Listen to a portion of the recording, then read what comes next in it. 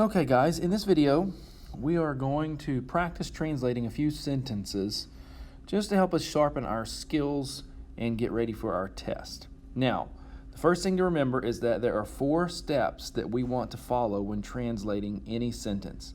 Sometimes you may be able to guess at the meaning of the sentence without following these steps, but in those instances you're only guessing. So we need to follow these 4 steps. And so here they are. Step number 1 is always to find our verb and parse the verb. Remember, when you're parsing verbs, you're going to give person, number, and tense. Once we've found our verb and we've parsed it, then we're going to be able to parse essentially everything else. Right now, that's going to be all of our nouns and adjectives that we have in the sentence. Once we've done that, then we can add our labels.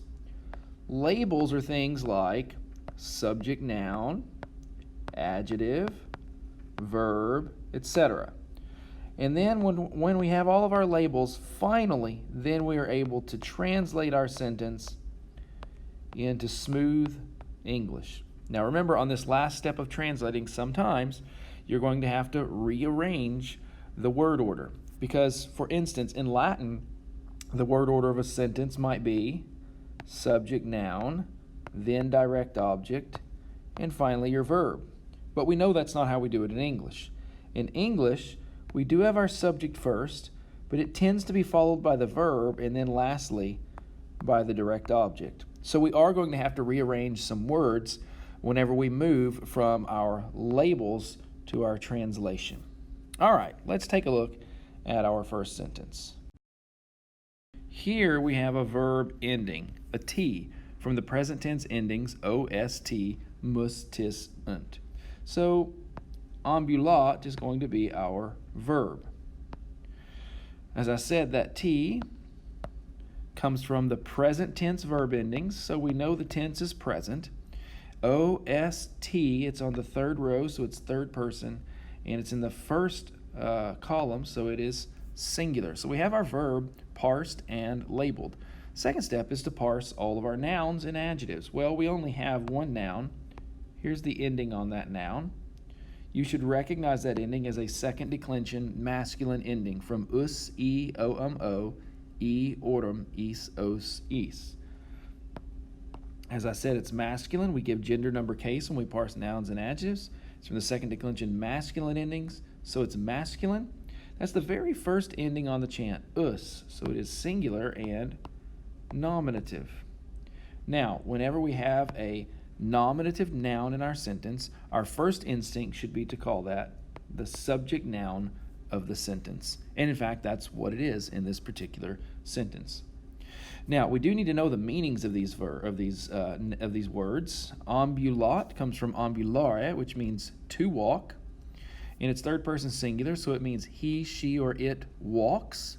And then lupus comes from the word for wolf, lupus, lupi.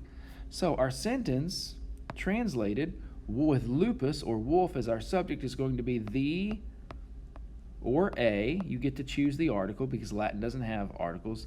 The or a wolf walks.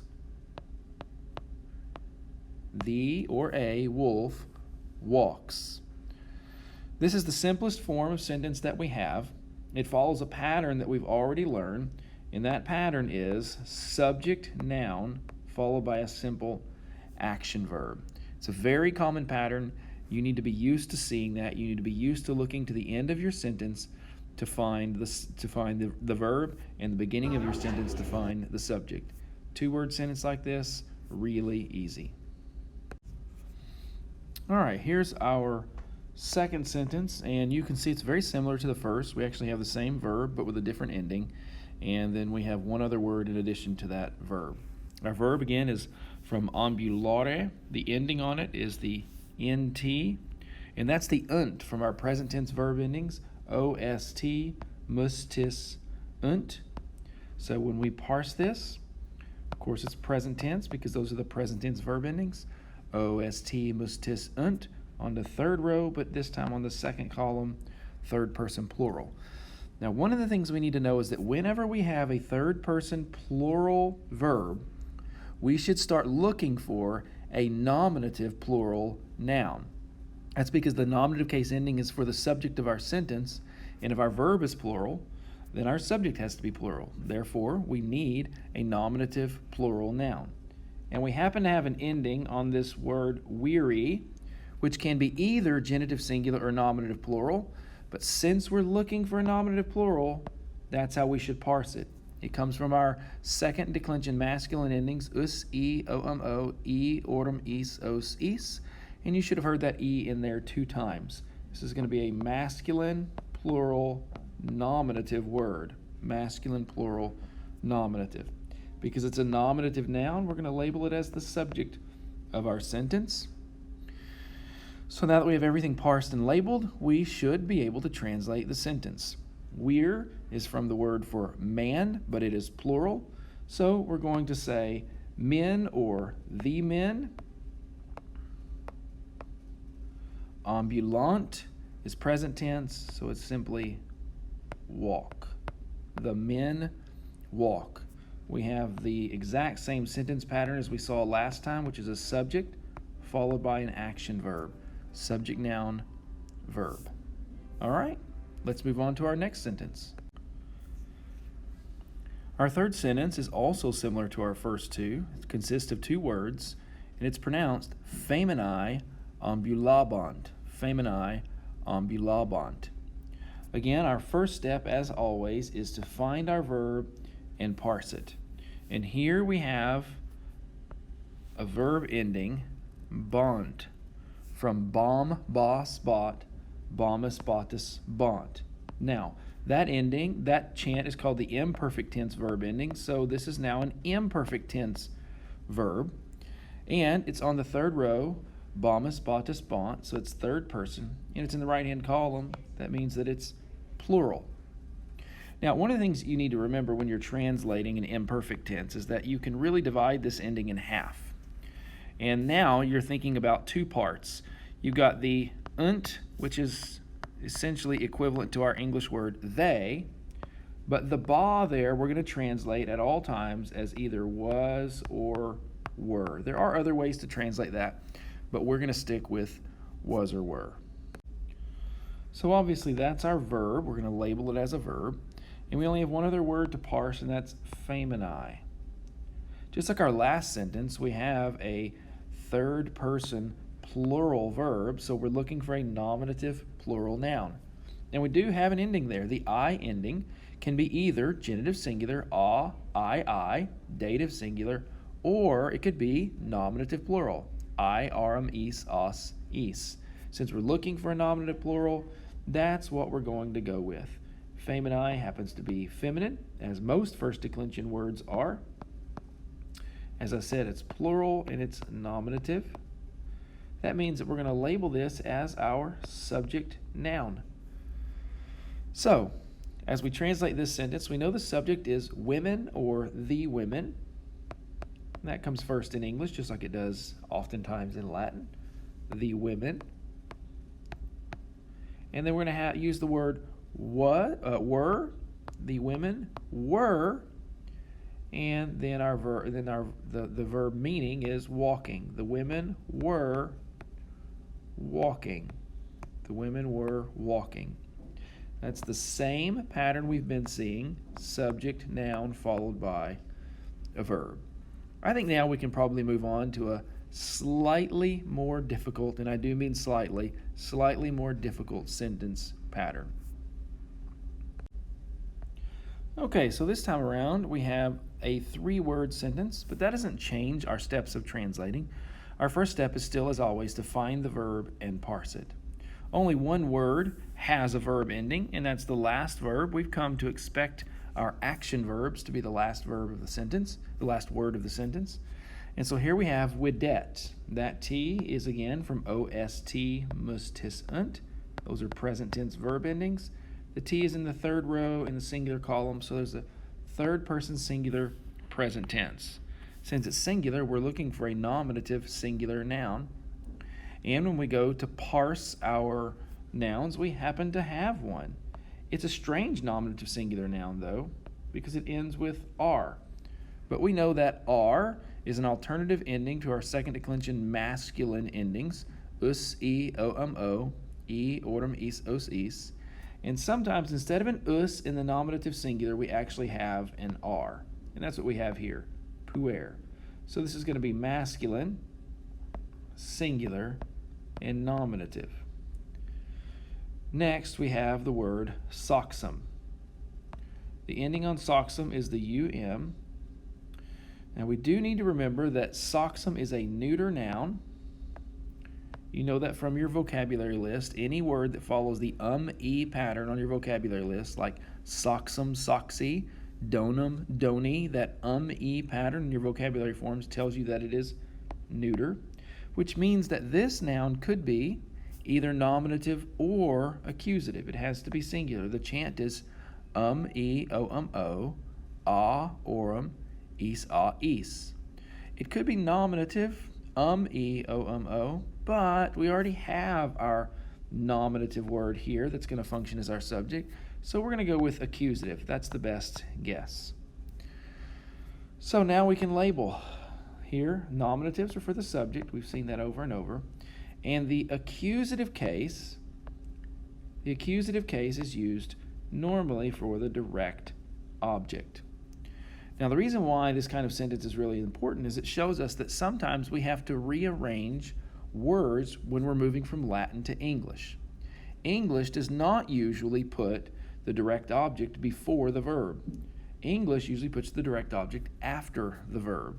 So we're going to have to move some of these things around, and when we do, we end up with the, or you can choose to say a, boy, sees, and now soxum means rock, and you can say the rock or you can say a rock, it's up to you. Okay? The boy sees a rock, or a boy sees the rock. Slightly different sentence pattern. We've not actually learned this as a sentence pattern, but it's so common that I might as well show it to you. Subject, noun, direct object, verb. Very common. So in Latin, the direct object usually comes between the subject and the verb, whereas in English, the direct object usually comes after the verb, which resulted in us doing a little bit of rearranging. All right, let's go on to another type of sentence. All right, immediately you'll notice that this sentence has 4 words. I'm actually introducing you to 2 things in this sentence. Our first adjective, as well as our first linking verb. Now, you've already learned that a linking verb is simply a form of sum. Our sum chant that we've learned is sum es est, sumus estis sunt. So the first step of translating any sentence, of course, is to find the verb and parse it. And we have here a form of sum, linking verb. We're going to label it linking verb rather than simply verb. And when we parse this, we're going to have to remember our chant, sum es est, sumus estis sunt. Sum es est, third person, singular, and that's called the present tense chant of sum. So it's present tense. Our next step, as always, is to parse all the nouns and adjectives. So here, just like the previous sentence, we have an R ending, and we know that that's going to tell us, let me switch colors here, that's going to tell us that we've got a masculine singular nominative noun. And then we have parvus, that's going to be a masculine singular nominative adjective.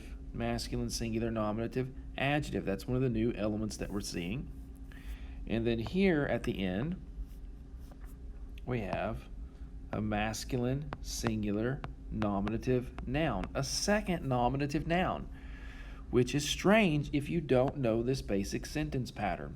Sentence pattern B that we've learned is a subject noun followed by a linking verb that is a form of sum, which is then followed by another nominative noun that we call the predicate nominative, that you've probably heard called simply a predicate noun elsewhere. Predicate nominative. The rule in Latin is when you have a linking verb and 2 nominative nouns, the first nominative noun is your subject. So we will label it the subject. The second nominative noun is your predicate nominative. That leaves us with our adjective, which, as you will see, matches the noun that it describes in gender, number, and case.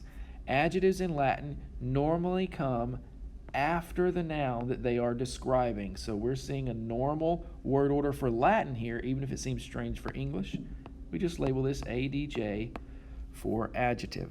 So this phrase that we're seeing here actually means small boy or the small boy. Est means is, and discipulus just means student. So when we come to translate this particular sentence, we're going to put our subject first because we're in English and that's what we do.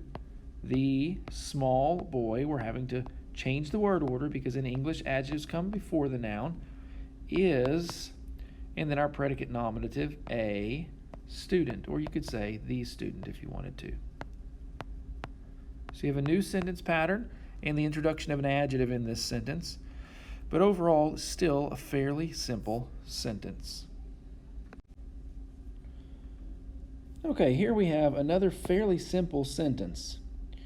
It's another sentence that has the linking verb, that is a form of sum, est, right in the middle. That's usually where you'll find your linking verbs. And this particular linking verb is a third person singular present tense form of the linking verb. You can think of it as meaning is. It technically means he, she, or it is, but most of the time we're simply going to translate it as is. Next, we want to go ahead and parse our other words. Now, we have a noun here before our linking verb and an adjective over here after our linking verb. When we parse these, we're going to find that they usually match in gender, number, and case, and you can see that we have the same ending on each of them. So, as we parse them, they will match. Us, e, o, masculine, singular, nominative. And then over here, masculine, singular, nominative as well. We're going to label our masculine singular nominative noun as the subject noun as usual. But our adjective over here, since it comes after the linking verb, we're going to go ahead and label that not just adjective, but predicate adjective. It's similar to the predicate nominative noun that we had in our last sentence, but this is a predicate adjective, an adjective that comes after the linking verb. So that when we come to translate this, it's fairly simple. Discipulus means student, so you can say the or you can say a student. Is, and the word parvus simply means small. The student or a student is small. Now this is another one of our sentence patterns. It's very common. Subject noun followed by a linking verb, and instead of being followed by another noun in the nominative case, we have an adjective in the nominative case, our predicate adjective. What's helpful about this particular type of sentence is that it has the same word order in English as it does in Latin. That's not going to be the case for our next and last sentence. In this last sentence, we have another action verb, just a regular old verb, and you can see the ending bont on that verb at the end of our sentence. That's normally where we will find our regular verbs. Linking verbs will normally be in the middle of the sentence, regular verbs at the end, but Latin is flexible in its word order, and so you can't be locked into that. So we have our verb. We simply need to parse it now. With that ending bont, the BA tells us that it's imperfect, and the NT tells us that it's third person plural. Now remember, when we come to translate, we're going to translate the BA as either was or were. That's how we're going to translate it. Translating verbs is fairly simple. You start at the back and work your way to the front. So we're going to have they for unt, were for ba, specta from spectara, which means to look at. They were looking at. Now, next we want to parse anything else in the sentence that we can parse. And here we have weary, moni, and monumenta. All three words can be parsed. Weary with that long I can be either genitive singular or it can be nominative plural. It's definitely masculine. In the context, it's got to be nominative plural because our verb is third person plural. In addition to the fact that genitives usually come after a noun, but we'll talk about that later on. So we're going to have plural and nominative. Many is an adjective, and most adjectives come after the noun that they modify. So it's no surprise that it would match, because adjectives match the noun that they describe in gender, number, and case. Now, monumenta is a bit different. You can see your ending there, the A, and you might be tempted to think that this is a first declension word, but it's not. This is one of our second declension neuter words. And in the second declension neuter, our chant in the plural is a, orum, is, a, is. So, we know that this is neuter. We also know that it's plural. It can be either nominative or accusative. Since we already have a nominative noun in weary, we're going to go for accusative. Now we're ready to label everything. Weary, our nominative noun, is the subject. Moni is simply an adjective describing that subject. And monumenta, because it's accusative, is going to be the direct object. So we're back to the sentence pattern that we saw earlier. Subject, noun, direct object, verb. We do have an adjective thrown in the middle there, but those don't affect our basic sentence patterns unless it's a predicate adjective. So how do we translate this particular sentence? Remember, with our verb, they were watching, or they were looking at. The they is going to be men, and the men are large. So the large men